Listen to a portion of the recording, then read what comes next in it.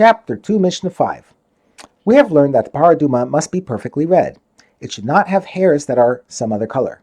The Mishnah discusses the minimum number of hairs and their position that make it disqualified.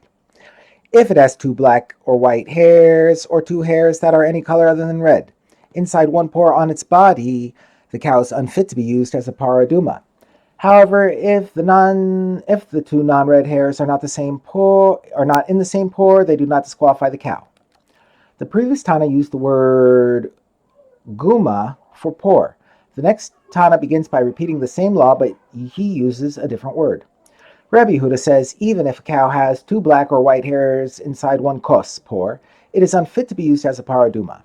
Furthermore, if they, i.e. the 2 non-red hairs, are inside 2 separate kosos pores, but they are right next to each other, they also make the cow unfit to be used as a Parah. As stated above, 2 non-red hairs disqualify the cow only if they are in the same pore or next to each other. If the cow has 2 non-red hairs that are scattered, i.e. they are not in the same pore or next to each other, it is a valid Parah. The Mishnah cites a dispute about larger numbers of scattered hairs. Rabbi Akiva says, if there are 4 non-red hairs, or even 5 non-red hairs, and they are scattered about the cow's body, they do not disqualify the cow, but one should pull them out. However, if it has more than 5 scattered non-red hairs, it is disqualified.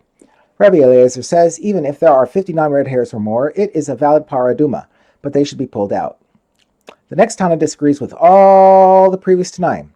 Rabbi Yoshua ben Becerra says, even if there is 1 non-red hair on its head and 1 on its tail, the cow is disqualified, because according to this Tana, the 2 non-red hairs disqualify the cow regardless of where they are positioned. The Mishnah discusses hairs that are partially red and partially non-red. If it has 2 hairs with black roots and red tips, or red roots and black tips, we always go after the color of what is seen, i.e. the tips. If the tips are red, it is a valid Parah, and if the tips are black, it is invalid. The color of the roots is not significant. These are the words of Rabbi Meir. But the sages say, we always go after the color of the root. If the roots are red, it is a valid Parah, and if the roots are black, it is invalid.